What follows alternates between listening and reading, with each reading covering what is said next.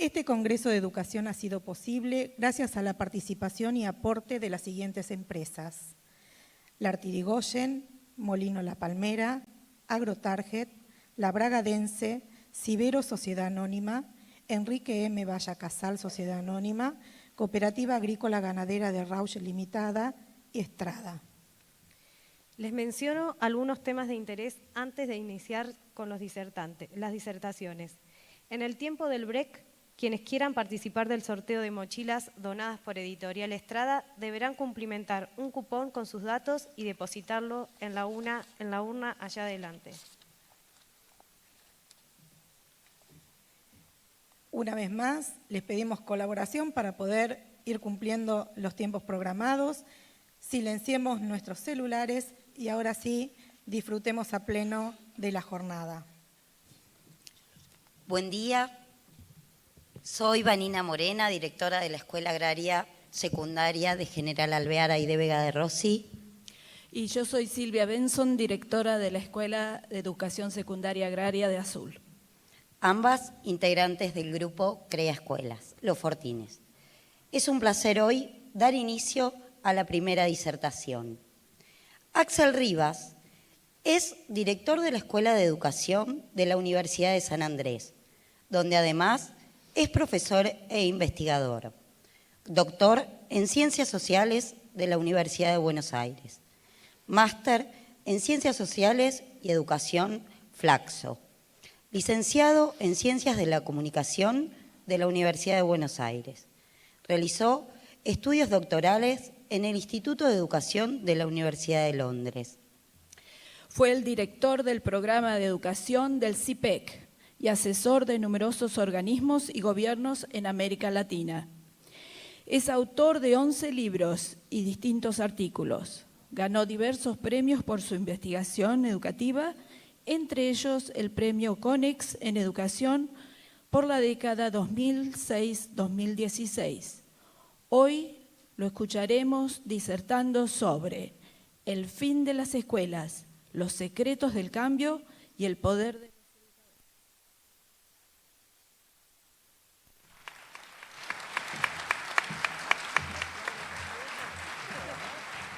Muchas gracias. Bueno, hablo desde acá, ¿no?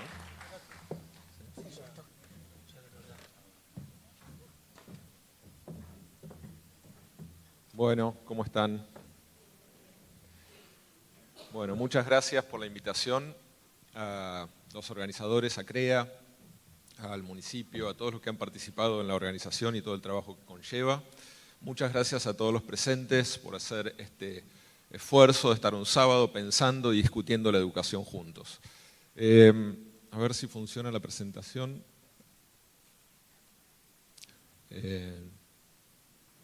Damos un segundo.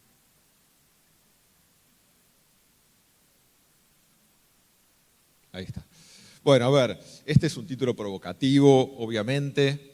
No vamos a hablar del fin de las escuelas como las escuelas que se van a terminar, no es el fin de la historia de las escuelas, sino el fin en el sentido de cuál es el objetivo de las escuelas, el para qué de las escuelas. Y en gran medida vamos a tratar de poner en juego ideas, reflexiones que vienen de distintos lugares, pero especialmente de las propias escuelas, de visitar escuelas en distintos lugares de la Argentina y del mundo y tratar de pensar juntos cómo construir escuelas más inclusivas y escuelas que puedan crear relaciones con el conocimiento en nuestros estudiantes.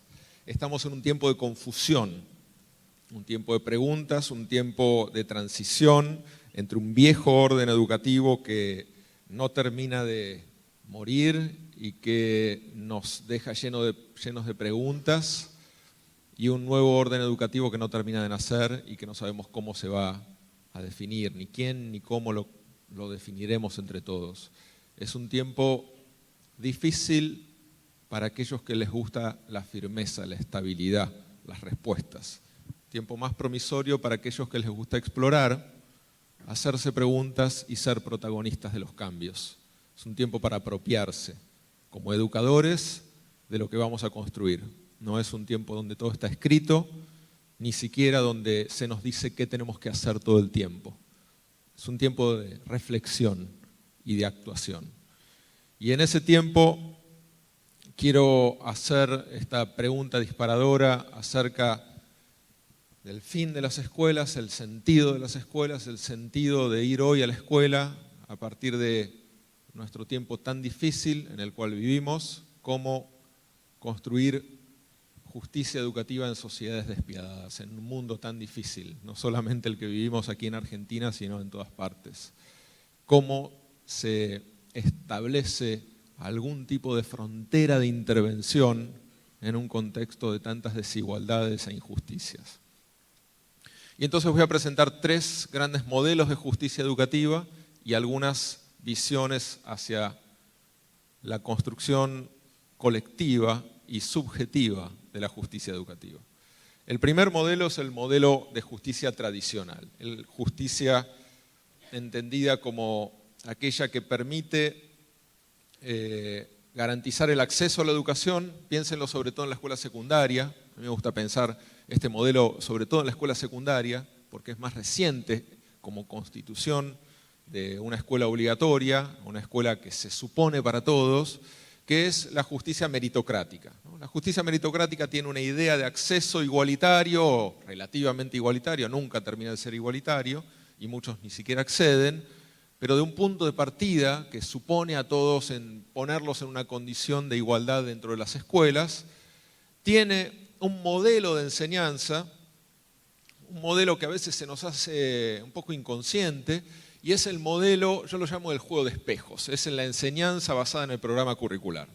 Hay un origen de un texto curricular, un programa curricular, aquello que tenemos que enseñar, dado por la historia, dado por lo que ha sancionado el Estado, por lo que como sociedad convencionamos que es lo que debemos pasar a nuevas generaciones, que se convierte en un reflejo a espejar, ¿no? Y entonces empieza detrás de ese primer mandato un reflejo, un primer espejo que es la enseñanza expositiva, una cierta idea que hay que seguir el programa curricular, una verbalización del programa curricular.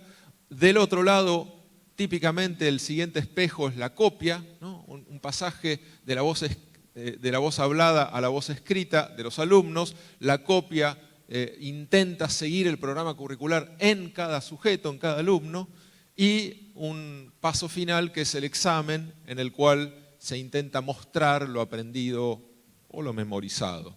Este juego de espejos funciona con un mecanismo de autocontrol, es un mecanismo de automatización de las prácticas, ¿no? Permite automatizar las prácticas, permite llevar el conocimiento a grandes longitudes de territorios y a grandes cantidades de personas. Y incluso lo podemos ver cuando se desajusta o lo podemos ver cuando se pone en práctica, ¿no? Cuando un docente dice, esto va al examen, genera automáticamente la copia, ¿no? Y uno puede ver ahí el espejo en funcionamiento. Y a veces, a la inversa, cuando un alumno en el examen puede incluso reclamar que no se está espejando bien ese juego de espejos y puede decir, no, esto que me está tomando no me lo enseñaron, no es justo, no me lo pueden tomar, ¿no? Hay un juego de encierros que construye una identidad común, ¿no? Un modelo homogéneo. Es la enseñanza homogénea, es la enseñanza que regula grandes poblaciones. El buen docente en este modelo es aquel que sigue el programa curricular, ¿no? Esta es la idea de buen docente. Y este modelo construye, especialmente en la escuela secundaria, al sujeto de aprendizaje como un sujeto responsable por su propio aprendizaje. En este modelo, si el docente enseña y toma un examen justo, un examen en el cual trata de no condicionar la nota por la subjetividad del alumno, sino por lo que realmente aprendió, si cumple con esto el docente, la responsabilidad de aprender es del alumno. Es un modelo que está basado en la vara, en el principio de la vara, ¿no? El principio de la vara es un modelo de homogeneidad, es un modelo basado en la pedagogía visible. La pedagogía visible es aquella que todos saben dónde están todo el tiempo. Todos saben en qué momento curricular están, qué tienen que aprender, qué se va a tomar en el examen. Están en el capítulo 3, hasta el capítulo 4 se toma el primer semestre del examen. Sé qué nota tengo, qué tengo que hacer para mejorar mi nota. Incluso en el modelo disciplinario también se puede ver la pedagogía visible cuando Todos saben lo que se puede hacer y lo que no se puede hacer. Todos saben que si hacen una cierta falta van a tener un cierto castigo y ese castigo se cumple. Esta visibilidad de la vara, el poner una vara común, hace conscientes y responsables a los alumnos. Este modelo tiene, inevitablemente, ganadores y perdedores. Es necesario que haya alumnos perdedores, alumnos que fracasan. ¿Por qué? Porque el modelo se basa en el temor. La vara establece un mecanismo de aprendizaje basado en el temor. El gran pedagogo norteamericano John Dewey decía, los humanos no fuimos diseñados para aprender sin interés. No podemos aprender sin interés. Pero el interés principal que fomentó la escuela en nosotros es el interés a que no me pase algo malo. Yo tengo interés, estoy muy interesado en que no me pase algo malo. Que no me saque una mala nota, que no me hagan una reprimenda en mi casa, que no me quede fuera de mi grupo de pares, que no quede humillado. Me interesa mucho que no me pase esto. Por lo tanto, estudio. Y este modelo, que tiene una enorme fuerza histórica, tiene que tener perdedores, tiene que tener alumnos que no aprueben, alumnos que fracasen, alumnos que repitan, alumnos que se queden afuera. ¿Por qué? Porque son ellos los que mantienen el temor. Es el modelo ideal, el modelo meritocrático ideal, se rige bajo la lógica que yo llamo de no moratoria. En este modelo ideal, muchas veces no se garantiza, pero es el ideal al cual se aspira, la no moratoria quiere decir que no debe haber segunda oportunidad. Si todos saben que hay una única oportunidad, que es un único examen que cierra un ciclo de aprendizaje, entonces todos van a hacer su máximo esfuerzo. En el momento que hay un segundo momento de examinación, una recuperación, un compensatorio, entonces algunos aflojan. Y si hay otro más, aflojan más, ¿no? Con lo cual, el ideal es que haya una única vara, un único momento de examinación y que haya perdedores, porque los perdedores actualizan el temor. ¿Ves? Les fue mal, me va a ir mal. Si no estudio, me va a ir mal. Y esto construye la responsabilidad de los alumnos. Es un modelo tentador, ¿no? Es tentador. Y ha sido una enorme fuerza que ha llevado a que millones de alumnos aprendan. Pero es limitado y tenemos que reconocer sus limitaciones. Uno de los problemas principales es que aprender en base al temor es una forma extremadamente limitada de aprender. Aprendemos cuando disfrutamos, cuando deseamos, cuando ponemos en juego nuestra identidad, cuando nos pasa algo con el aprendizaje, no solamente por obligación. Por lo tanto, el temor es un impulso, una motivación limitada. Y lo vemos todo el tiempo en las escuelas. El segundo obstáculo es que genera un modelo de enseñanza homogéneo, estandarizado. El buen docente es aquel que sigue el programa curricular y por lo tanto, si pasa algo en su grupo, no puede explorar, no puede profundizar. Si un tema aprende, no puede profundizar demasiado. ¿Por qué? Porque tiene que seguir al siguiente tema. Y si no, está incumpliendo con su rol, ¿no? Y en general tenemos currículos muy largos, con lo cual tenemos que dar muchos temas, ¿no? Que un currículum interminable a veces. Y entonces estamos todo el tiempo corridos y cuando queremos profundizar en algo porque captamos el interés de nuestro grupo, estamos faltando a nuestro rol de espejo del programa curricular, ¿no? Este es otro problema. Y el tercer problema es el mayor de todos, es el problema del efecto social de la meritocracia. Es un modelo que reproduce y cristaliza las desigualdades. ¿Por qué? Porque asume una ficción de igualdad. Pone a todos a competir de la misma manera dentro del sistema educativo y después cuando llega el momento del examen lo que traen los alumnos no solamente es lo que aprendieron en la escuela, sino lo que traen de su hogar. Contextos sociales extremadamente desiguales. Y cuando le toman el mismo examen a un alumno que tiene condiciones favorables, se está poniendo en juego esa desigualdad.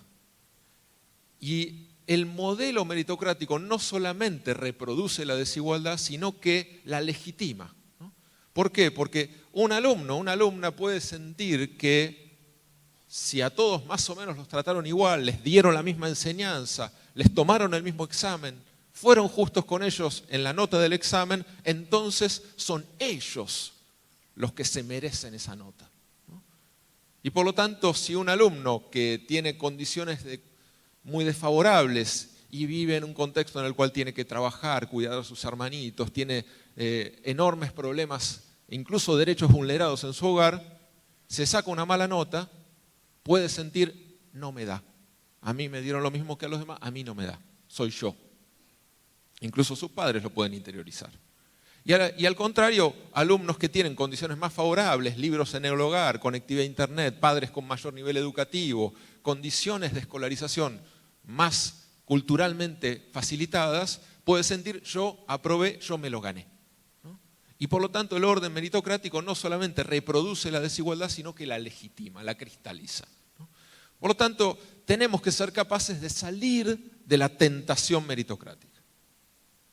Ha habido una primera respuesta que hemos explorado en los últimos años de distintas maneras, que es el segundo modelo de justicia, que es la justicia compensatoria. Justicia compensatoria rompe el paradigma de la justicia meritocrática porque establece el principio de dar más a los que menos tienen. Cambia el orden. Reconoce la desigualdad social. Reconoce que no son las mismas condiciones en las cuales se educan nuestros jóvenes y niños. E intenta generar una serie de prótesis del sistema educativo tradicional. Típicamente políticas de becas, comedores escolares, maestros de apoyo, auxiliares, escuelas a contraturno, espacios compensatorios, exámenes compensatorios, incluso enseñanza en periodo compensatorio, a veces escuelas de jornada completa, gabinetes, asistencia a los alumnos más desfavorecidos, políticas en las escuelas más vulnerables. Todo este tipo de intervenciones reconocen la desigualdad y operan sobre ella, aunque a veces pueden producir un riesgo de redistribución sin reconocimiento. A veces estas acciones pueden hacer un efecto incluso de retrasar la discusión pedagógica, porque un docente con apoyos y contenciones puede sentir que ya no es solamente él o ella quien actualiza la desigualdad y puede mantener su vara, puede mantener la enseñanza tradicional si siente que hay apoyos, algún tipo de auxiliar, de tutor, de examen compensatorio que le va a dar más oportunidades a aquellos que tienen más desventajas sociales. Entonces yo mantengo la vara porque hay alguien que va a ir sosteniendo a los que se caen antes que se caigan, pero mantengo la vara. Este modelo indudablemente es más justo que el anterior porque reconoce la desigualdad social y actúa sobre ella, pero produce una enorme paradoja en la cual estamos viviendo en muchos sentidos, que es la paradoja de la inclusión. Es la paradoja de sostener dos órdenes que en ciertos sentidos se contradicen entre sí. Y entonces no sabemos si aplicar la pedagogía de la vara o la pedagogía de la compensación. Cuando un alumno no mira en clase, no presta atención, ¿qué hacemos? ¿Le decimos, lo amenazamos, mira que te va a ir mal en el examen? ¿O le decimos, qué te pasa que estás mal hoy? Ya no sabemos qué orden usar. Tenemos dos paradigmas en juego, están entrecruzados. No sabemos si a todos les decimos, en esta búsqueda del sujeto, tratar de encontrar qué le está pasando a ese alumno, si no vamos a generar un desequilibrio donde vamos a perder por completo la vara y entonces ya nadie va a sentir que se premia su esfuerzo. Y si solamente premiamos el esfuerzo, dejamos afuera a los que tienen desventajas. Entonces no sabemos con cuál actuar y negociamos y a veces actuamos con uno y a veces con otro y perdemos nuestro poder. La idea es tratar de ir más allá de estos dos modelos y pensar la justicia como un objetivo que implica a los sujetos, en nuestro caso los educadores. Tomando las ideas de Juan Carlos Tedesco, nuestro gran pedagogo argentino fallecido hace ya 2 o 3 años, Tedesco decía, hay que ir más allá para lograr la inclusión, hay que adherir a ideas de justicia. No basta con que el Estado diga que la educación es un derecho. No alcanza con que haya un decreto que diga que la promoción en primer grado es automática. No alcanza con que nos digan en los congresos de educación que hay que incluir. Tenemos que sentirlo nosotros. Si no sale de nosotros, no se puede hacer a la fuerza. Son ideas que se trabajan en el colectivo profesional docente, en el tiempo, en los sujetos. Y son ideas en discusión. No pueden venir de afuera hacia adentro, van conquistándose como los derechos. Y entonces ahí vamos a tratar de recorrer terrenos que abran estas ideas, que las discutan con ustedes, que les permitan poner en palabras cosas que ya han leído, discutido y han hecho o están haciendo. De eso se trata el resto de la presentación. El tercer modelo de justicia entonces es el modelo de justicia pedagógica.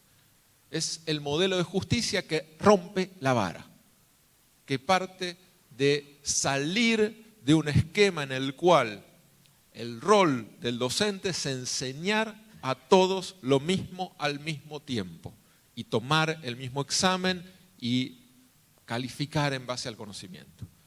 Este modelo debe ser discutido. Este modelo debe ser repensado a la luz de no las nuevas teorías pedagógicas, sino las viejas teorías pedagógicas y también las nuevas. Debe ser repensado a la luz de Piaget o de Brunner. Esto no es nuevo. Piaget decía, no se puede aprender sin sentir, sin desear, sin tener voluntad, sin poner sentido. Y también lo decían tantos otros pedagogos desde entonces.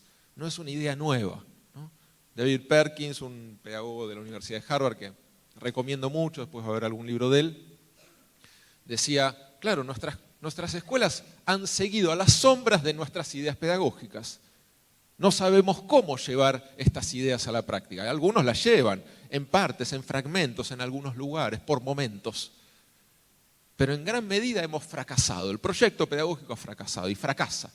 No encuentra forma de materializarse, de conquistar territorios asentados que puedan mantenerse en el tiempo. Y entonces tenemos que volver a actualizar las discusiones y ver por dónde pueden materializarse, por dónde pueden institucionalizarse. La justicia pedagógica, en definitiva, no está muy lejos de la buena escuela rural, de la escuela rural en la cual se enseña a alumnos de distintas edades. Y cuando un maestro o maestra rural entra a su sala y ve a un niño de 6 y otro de 9 y otro de 12, no dice, perdón, me tengo que retirar, acá no puedo enseñar. ¿No? Utiliza la diversidad y por momentos da actividades individualizadas para cada grupo de edad, por momentos los hace trabajar en conjunto, en actividades que promueven el trabajo colectivo y que igualan en la diversidad, y por momentos generan actividades interactivas que profundizan la situación de cada uno, como por ejemplo la enseñanza tutorial, donde los más grandes enseñan a los más chicos y mientras están enseñando siguen aprendiendo. ¿No? Esta es una pedagogía que utiliza la diversidad, no se siente obstaculizada por la diversidad. Pero claro, en la escuela rural lo vemos como algo normal. ¿No? Bueno, esto es la idea, la esencia pedagógica de la discusión de lo que conocemos como pedagogías diferenciadas, pedagogías que pueden buscar el territorio de los sujetos, que pueden pensar que no todos aprenden igual, ni al mismo tiempo, que hay ritmos, que hay historias y que la enseñanza tiene que poder abarcar y traer desde distintos lugares y en distintos momentos a los sujetos al mar del conocimiento. ¿No? Esto es el principio fundante. ¿No? Y entonces, ¿cómo vamos a discutirlo? Bueno, vamos a tratar de proponer en estos pocos minutos un modelo de 5C, la 5C de la escuela justa, la C de las creencias, la C de las capacidades, la C del colectivo, la C de la creatividad. Y en el centro está la C de las condiciones. La C de las condiciones es la que más impacto tiene sobre nuestros alumnos. Son las condiciones de vida de ellos y ellas, son las condiciones en las cuales nosotros enseñamos, las condiciones salariales, las condiciones de nuestras escuelas, el tiempo y el contexto en el cual nos toca vivir. Estas condiciones tienen más efecto sobre el aprendizaje que las otras 4C. No los podemos negar. Negarlo sería faltar a la verdad sociológica, lo sabemos desde hace 60 años por lo menos. Condiciones sociomateriales, socioculturales tienen un enorme impacto en las posibilidades de aprendizaje. No determinista, pero sí es ahí donde deberíamos lograr que las políticas públicas generen mayores condiciones de igualdad y desarrollo. Ahora, dicho esto, siempre trato de hacer, y más en estos tiempos, la hipótesis del desdoblamiento. En tiempos cuanto más difíciles, más desdoblamiento necesitamos. El desdoblamiento implica poder sostener dos hipótesis al mismo tiempo. Tenemos dos manos, tenemos que sostener en cada mano una hipótesis. Una hipótesis es política y nos dice, ante la desigualdad tenemos que poder expresar y conquistar derechos, nuestros salarios, nuestras condiciones de trabajo, las condiciones de vida de nuestros alumnos. Cada uno ejercerá esa búsqueda de distintas maneras.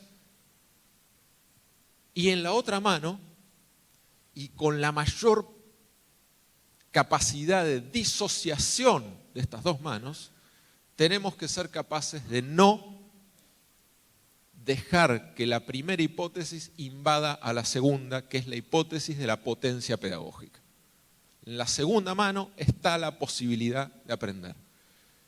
Está la mirada a nuestros alumnos. En el momento en que nosotros miramos a nuestros alumnos y decimos, ¿y qué voy a enseñar? ¿Con lo que me pagan? Estamos corriendo la frontera. Necesitamos ejercer el poder político de buscar nuestra conquista de derechos y al mismo tiempo sostener una mirada de potencia pedagógica. Porque lo primero que consumen nuestros alumnos es nuestra mirada.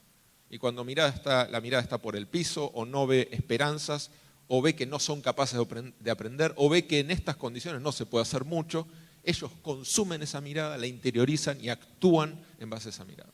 Con lo cual necesitamos disociar, pero esta disociación implica mantener una hipótesis política. No es, bueno, entonces ¿qué? Digo que está todo bien y entonces yo soy el responsable de todo. No, es las dos miradas al mismo tiempo.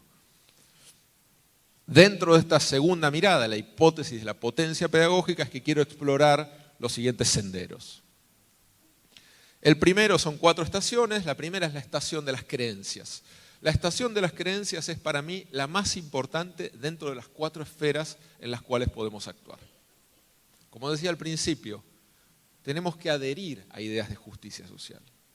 Si nosotros no creemos que nuestros alumnos pueden aprender, no habrá dispositivo de enseñanza que les haga aprender. Este es el punto de partida. Sabemos desde hace años la hipótesis del Pigmalión. Nuestras creencias son performativas, tienen efectos sobre nuestros alumnos. Cuando pensamos que un alumno o una alumna no es capaz de aprender, los hacemos incapaces de aprender. Transmitimos nuestra mirada, transmitimos en nuestra forma de comunicarnos con ellos y con ellas, en nuestra forma de habilitar su palabra en el aula, en nuestra forma de corregir sus carpetas y cuadernos, estamos transmitiendo nuestras creencias sobre ellos. Y no debería haber en ninguna conversación de una escuela, en ninguna sala de profesores, y lo digo sin ofender a nadie, no debería haber una conversación en la cual se trate a nuestros alumnos como sujetos invariablemente incapaces, adjudicándoles ciertas características invariables. En el momento que un educador adjudica a sus alumnos características invariables, deja de ser educador. El trabajo del educador es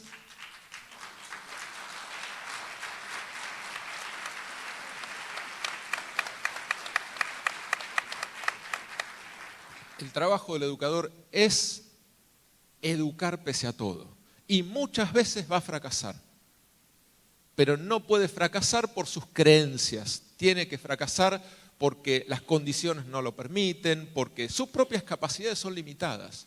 Pero no porque cree que hay ciertos alumnos que no pueden aprender. Es como un médico que cuando llega un paciente, viene un paciente y llega y dice, no, con la cara que tiene no lo voy a atender. No, el médico va, atiende, opera, no piensa, en el sujeto como alguien que le interroga si puede hacerlo o no. El educador también en ese sentido tiene que tener una deontología profesional y tenemos que actualizar esa deontología. No podemos dejar que un sentido común nos perfore el discurso cotidiano. Tenemos que ser vigilantes de una cierta manera de ser de los educadores. Y sabemos que es muy difícil, sabemos que es muy frustrante, pero no puede salir de nosotros esa imposibilidad de educar. El siguiente, bueno, quiero presentarles ahora a lo largo de la presentación, quiero hacerles algunas provocaciones también para la actuación. La primera es que les propongo que sean un poco cartógrafos en sus escuelas, que traten de usar, si les sirve, algunas de estas ideas para practicarlas. Y una de las que yo siempre propongo es hacer un mapa del estado invisible de nuestros alumnos. Mapeen dónde están sus alumnos, pero no a la manera tradicional, con el boletín, mirando las calificaciones, mirando la conducta, las inasistencias. Eso está muy bien, eso puede ser parte del mapeo. Mapeen su estado de ser en la escuela. ¿Quieren ir, no quieren ir? ¿Cómo se sienten? ¿Están excluidos? ¿Hablan, no hablan? ¿Están silenciados? ¿Dónde están en su grupo? ¿Cómo son tratados? ¿Cómo se sienten con el aprendizaje? Mapéenlos, pero sistematicen, pónganle nombre y apellido. Hagan un mapa en su aula o hagan su mapa en la escuela. Miren dónde están y operen sobre aquellos que están siendo excluidos. La exclusión empieza en las miradas, en los gestos, empieza donde uno ve que ya no están prestando atención, no quieren estar ahí, ¿no? Se manifiesta ahí y hay que operar sobre esos síntomas, hay que ponerlos en juego, discutirlos. No podemos invisibilizar y verlo en el final del examen, cuando se sacaron la mala nota y no aprobaron. Este es uno de los campos de actuación. El segundo, lo voy a pasar más rápido, es la estación del colectivo, que es la estación de crear proyecto institucional, la estación de pensarse como parte de una escuela. Las escuelas son instituciones extremadamente poderosas. Todos ustedes saben, si trabajan en escuelas, qué distinta es cada escuela una a la otra, cómo forman una identidad, cómo crean un clima de trabajo, un clima de trato hacia los sujetos.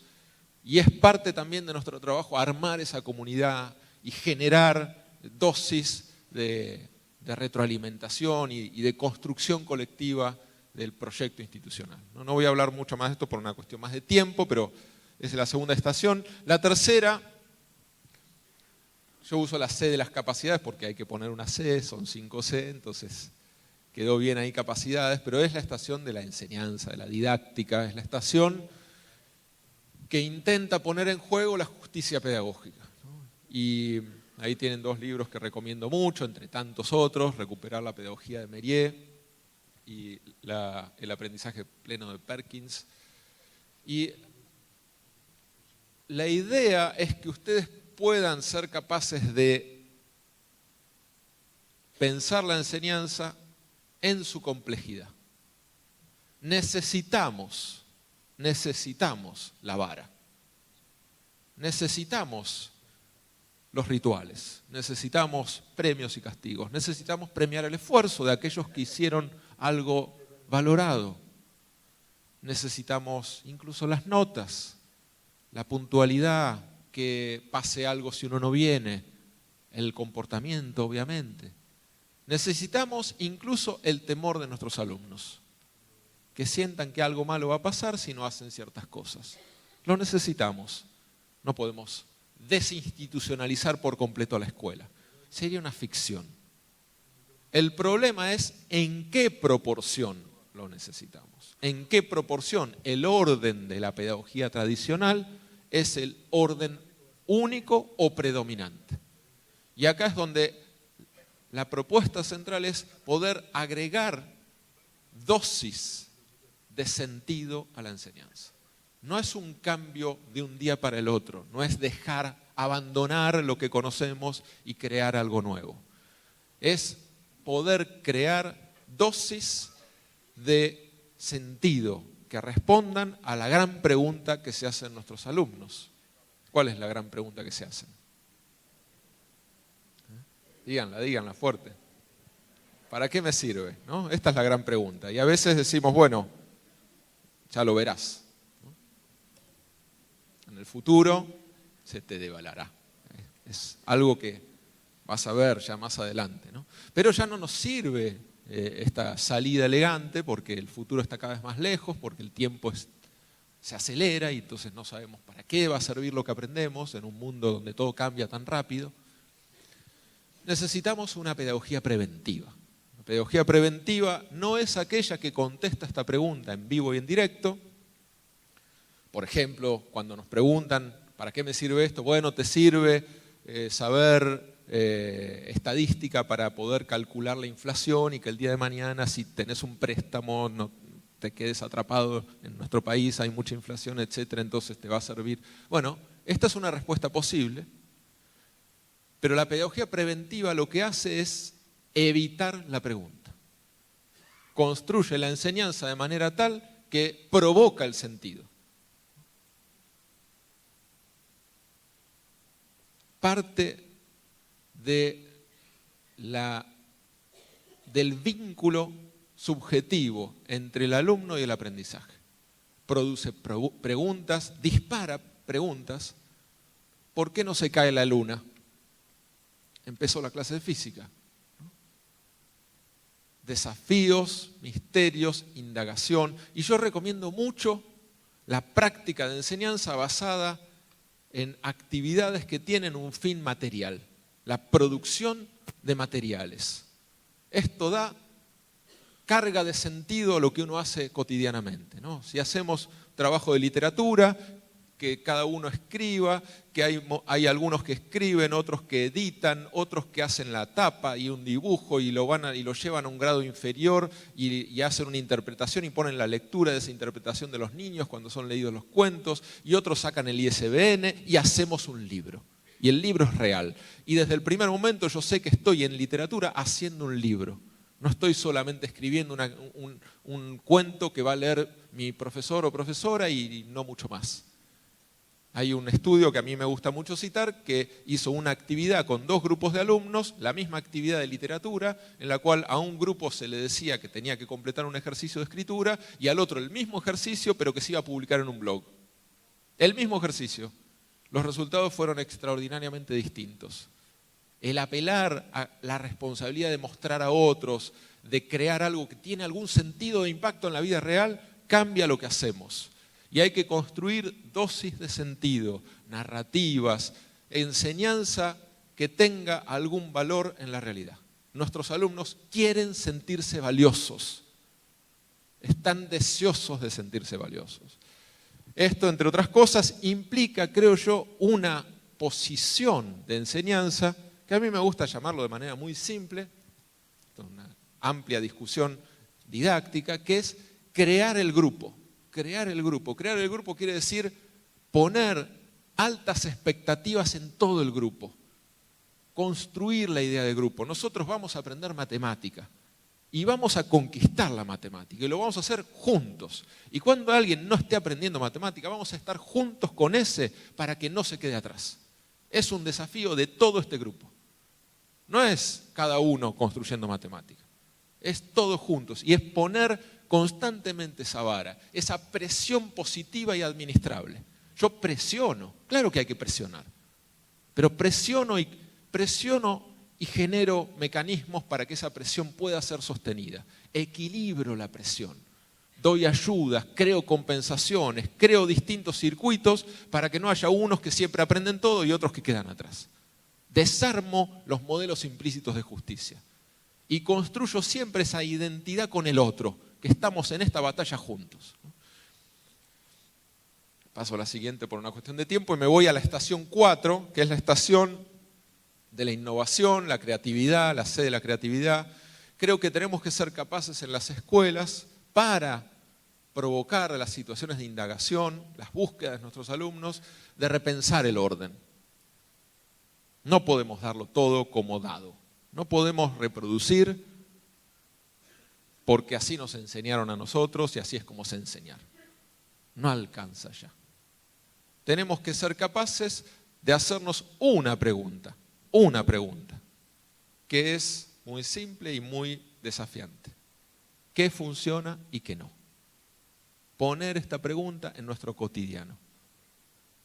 desclasificar, decodificar, deconstruir. No todo el tiempo, no es posible hacerlo todo el tiempo, no podríamos vivir si dudamos de todo lo que hacemos, pero en mayor proporción de lo que se nos asumió que teníamos que hacer. La tarea del docente como un reproductor del orden tiene que ser discutida, tiene que incorporar también la construcción del orden. Y eso implica poner en cuestión ciertos dispositivos.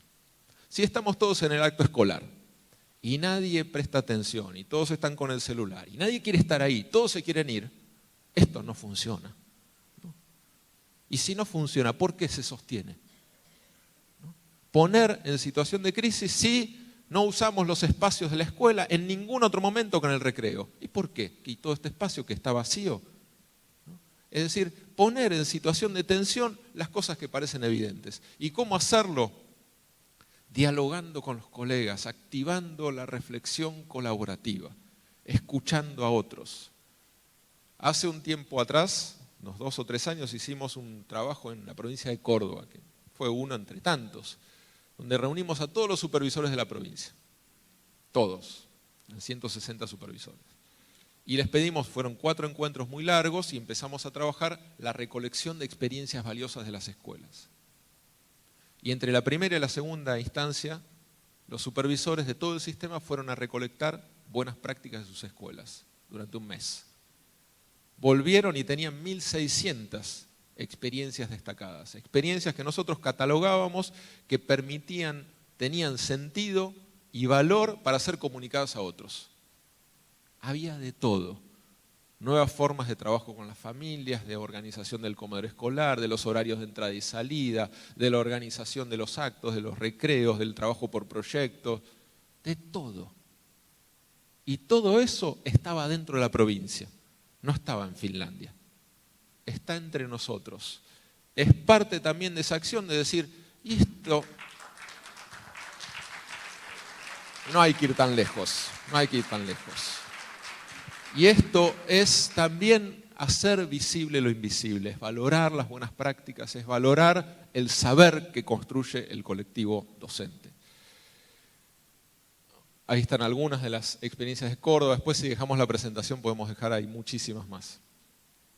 Hace poco tiempo hicimos un libro, este libro lo pueden descargar, gratuito, no se vende, se llama 50 innovaciones educativas para escuelas, y lo que intenta hacer es esto, es tratar de poner como una serie de... sistematizamos con grandes pedagogos experiencias muy destacadas, valiosas en escuelas de todo el mundo, que pueden ser practicadas sin muchos recursos o sin ningún recurso, porque no queremos frustrar a las escuelas con soluciones muy caras, ¿no? Soluciones que se pueden hacer. Bueno, acá tienen una lista de 50, pero es pensar cómo la intervención específica de ciertos proyectos pueden desclasificar la escuela. No tengo tiempo para contar algunos de los ejemplos, pero son intervenciones que intentan, los llamamos los caballos de Troya, porque son muy practicables, son protocolos, son guías, pero son tan poderosas como experiencias que movilizan algo invisible. El caballo de Troya se mete por un lugar más o menos organizado y regularizado, pero desarma cosas profundas del régimen escolar. Y creo que eso es parte de la tarea de hacer innovación con sentido. No hacemos innovación para experimentar con nuestros alumnos como si fuesen caballitos de India. Hacemos innovación con sentido, probada, pensando en por qué lo hacemos. Y una advertencia, cuando hablamos de innovación, de cambio escolar, tenemos que hacer una advertencia. Y esta advertencia, a mí me gusta mucho citar este libro que está en inglés, no está traducido, que se llama ¿Por qué los alumnos no les gusta la escuela?, ¿no? De un cognitivista que se llama Daniel Willingham. Y uno podría pensar, bueno, este libro, ¿qué nos va a decir? Y que la escuela, tradición, es totalmente homogénea. Lo que dije yo un poco al principio, ¿no? Castigo, la norma, nadie aprende por placer. Entonces, ¿cómo la desinventamos? ¿No? ¿Cómo la desarmamos? No dice eso. No dice eso. Hace otro argumento, hace un argumento más centrado en la psicología cognitiva. Y lo que dice es, no nos gusta la escuela porque nuestros cerebros no fueron diseñados para aprender sistemáticamente. Claro, nos gusta lo que nos trae un placer más inmediato, nos gusta tener entretenimiento, no nos gusta hacer esfuerzo, no nos sale naturalmente, lo hacemos por obligación. Y aprender, en la enorme mayoría de las circunstancias y áreas de conocimiento, requiere esfuerzo, requiere disciplina, requiere constancia. Hay algunas áreas, momentos y espacios del aprendizaje que son sumamente placenteros. O sea, alguien que aprende a jugar al tenis probablemente disfruta hasta del primer tiro de tenis, aunque no sepa jugar. Pero en la enorme mayoría de los campos del aprendizaje no hay un disfrute tan pleno y materializable en el instante en el cual estamos procediendo a aprender. Es un disfrute mucho más complejo y elaborado. Y esta visión de la escuela está muy atravesada por un tiempo en el cual estamos más tentados a la distracción. Es el tiempo de las pantallas, ¿no? El tiempo de la conquista de la atención. Con cada vez más pantallas, con cada vez mejores algoritmos que pueden leer lo que queremos consumir y nos dan instantáneamente acceso y múltiples accesos a plataformas. Y el objetivo de estas plataformas es consumir nuestro tiempo, consumir nuestra atención. El dueño de Netflix dice, nuestro mayor enemigo son las horas de sueño. Es decir, Netflix está tratando de diseñar humanos que puedan dormir menos para consumir más Netflix. Ahora, si duermen demasiado menos y al día siguiente no pueden ni estar despiertos, consumen menos Netflix. Entonces, van corriendo y efectivamente hoy dormimos 1 hora menos que hace 15 años.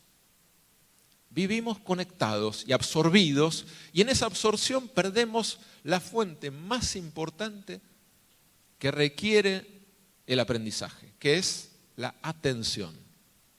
Esta es una cita que a mí me gusta mucho de un psicólogo polaco, clásica cita que dice así: la atención es lo que determina lo que va a aparecer en la conciencia. La atención es necesaria para cualquier evento mental, como recordar, pensar, sentir y tomar decisiones. La atención es como energía psíquica.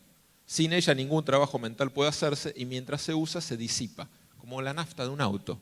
La usamos para procesar, para relacionar, para pensar, y cuando la usamos la gastamos, la energía que se llama atención. Nos creamos a nosotros mismos con esta energía. Y creo que nosotros tenemos que ser capaces, tenemos que construir a partir, si es más fuerte el contexto en el cual vivimos de dominación de la atención, de extracción de nuestro tiempo, tenemos que ser más poderosos nosotros en contestar. Y tenemos que activar dosis más conscientes, yo lo llamo la militancia de la atención. La militancia de la atención. Tenemos que militar la atención. ¿Cómo se milita la atención? Bueno, con mecanismos muy conscientes, ¿no? El libro, yo leo el libro, hora de libro sólida, yo lo llamo la hora sólida de lectura. Que no haya ninguna interrupción durante 1 hora, que no haya un dispositivo al lado, que no esté ahí el WhatsApp, esto, lo otro. Concentración y lograr conectar desde otro lugar. No es la única, hay muchas formas de lograr concentración. Y también se logra concentración en distintos momentos de aprendizaje, no solamente en la lectura. Pero buscar conscientemente en nuestros alumnos la conquista de su propio poder de aprendizaje. En definitiva, el secreto, creo yo, uno de los secretos del aprendizaje es resolver la paradoja de la temporalidad del disfrute o del sentido.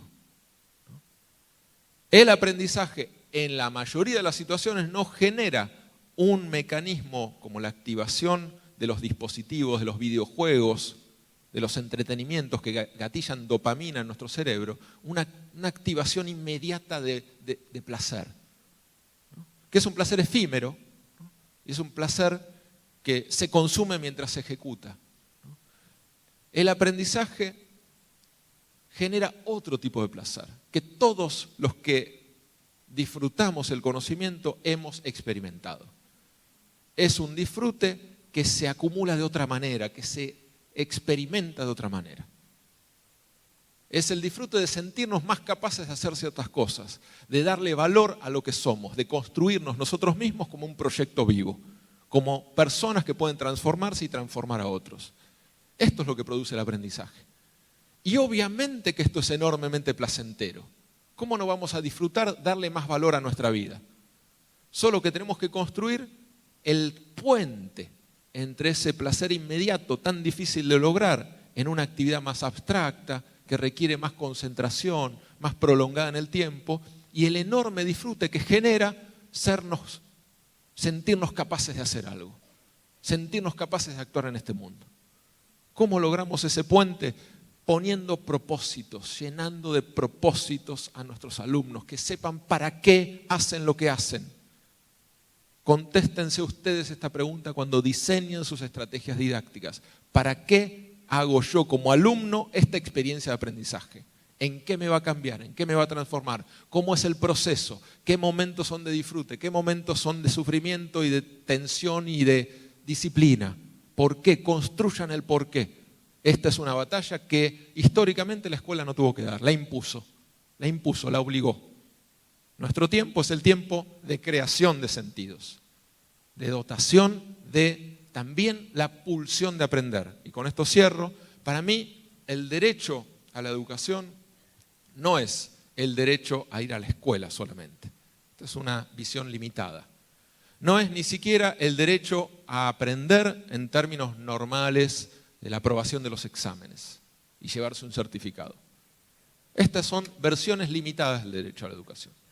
Si entendemos el derecho en su etimología, en su concepción política, el derecho es algo inmanente a las personas, es inmanente, es de las personas.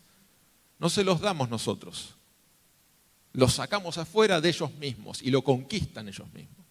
Si el derecho es inmanente, el derecho a la educación es sentir que el conocimiento es mío, no es de otros. Es sentir que yo soy dueño de la posibilidad de aprender. Es sentir que mi camino no está determinado, que mi destino está comenzando. Es sentir que mi carpeta no es algo que después voy a tirar y romper en pedazos, sino que es mi constitución como ser, que es en la escuela, especialmente en la escuela secundaria, donde yo me voy a armar para el futuro. Es aquí y ahora.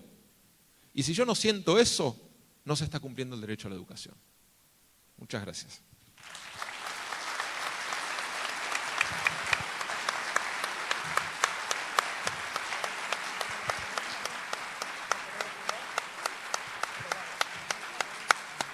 ¿Tenemos algo de tiempo para preguntas?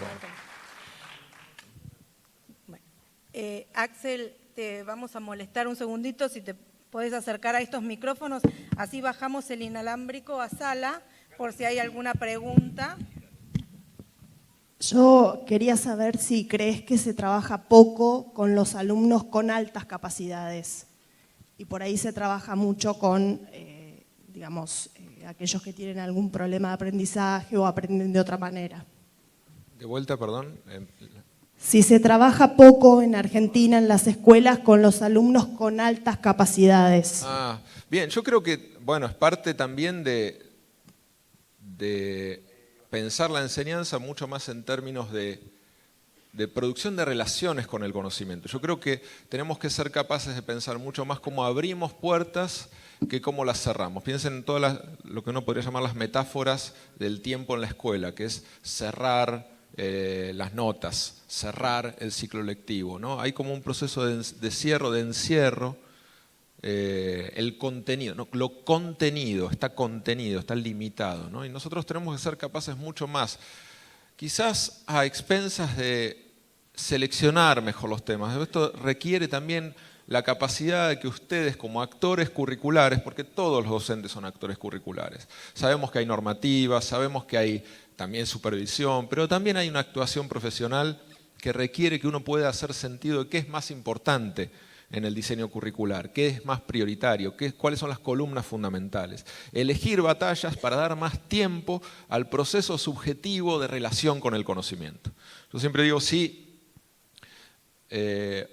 un alumno termina la escuela y odia un área de aprendizaje, o todas, ¿no? O el aprendizaje en sí, hemos hecho más daño que bien. Es decir, si un alumno termina la escuela secundaria y, por ejemplo, a veces pasa, ¿no? Digo, matemáticas es un cliché, pero puede ser con cualquier área, no me las quiero agarrar con matemáticas.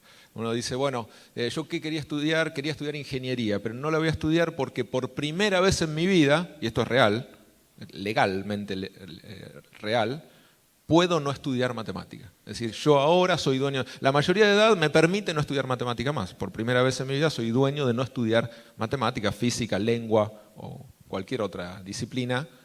Y entonces no sigo la carrera que querría porque tiene matemática y no quiero yo volver. Entonces la escuela generó más daño que bien.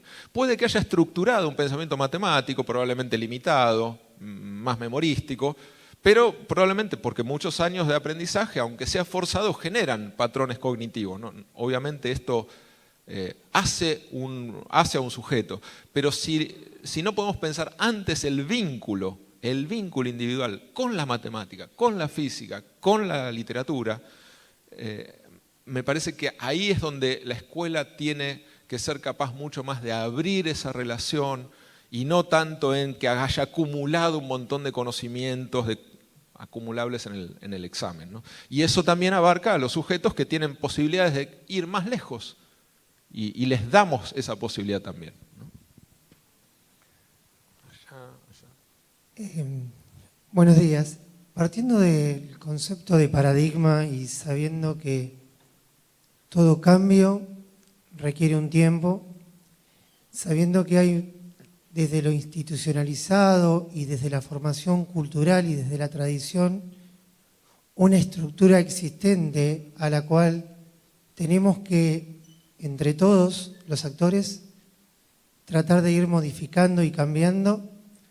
¿Cuál crees que sería el tiempo para poder a esta nueva visión, a este nuevo paradigma, que en este momento ha generado un estado de tensión y de crisis bien entendida, ¿no? Como ese momento en el cual desestabiliza para poder accionar? ¿Cuál sería el tiempo que usted considera para hacer una evaluación, una autoevaluación en relación a los resultados que puede generar este nuevo paradigma? Sí. Partiendo de que es una concepción nueva en una estructura extremadamente histórica. Sí, bueno, yo no diría nueva porque, como decía, esto es tan viejo como la escuela misma.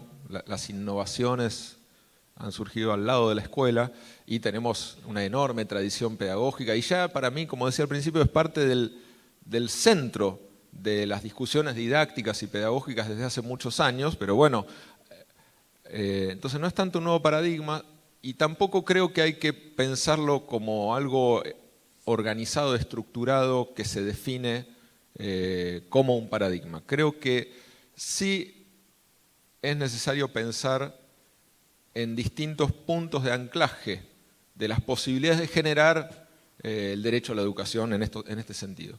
Un punto de anclaje es la política pública, ¿no? Y necesitamos políticas que favorezcan el derecho a la educación, en el sentido de financiamiento, de mejores salarios, mejores condiciones de trabajo, mejores escuelas, etc., ¿no? El otro punto de anclaje es la práctica docente. Y para eso están todos acá, pensando sus prácticas, dialogando. Y están todos ahí pensando, mientras escuchan, están pensando lo que hacen, lo que no hacen, lo que les sale, lo que no les cuesta, ¿no? Y otro punto de anclaje es la escuela, la institución. Y yo creo que la escuela es un punto de anclaje muy importante, en el cual tienen mucho poder los directivos, no únicamente, pero sabemos que los actores que tienen mucho peso en las escuelas son los directivos, que encarnan un poco el clima institucional.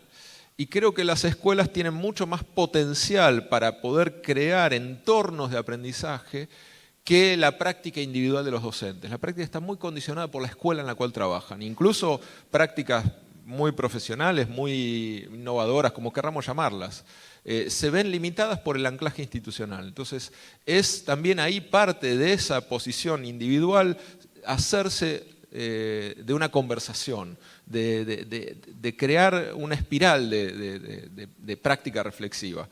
Si no viene de arriba, que venga de abajo en la escuela. Pero es ese anclaje institucional de cada escuela el que creo que tiene un enorme horizonte por delante. Y no creo que haya una temporalidad. La temporalidad es totalmente variable y depende del contexto y depende de las posibilidades. Pero sí que tiene que haber un proceso que implica diagnóstico, dónde estamos, qué nos pasa, cómo funciona, qué no funciona, qué vamos a hacer este año, qué vamos a cambiar, qué podemos cambiar, evaluar al año siguiente, funcionó o no funcionó. Esto tiene que ser metódico. Si no es metódico, si no hay un proyecto, si no hay una identificación del rol de actores, de agencia, parcial, pero de rol de agencia de la institución y del colectivo docente, el cambio ahí sí que no va a madurar, ¿no?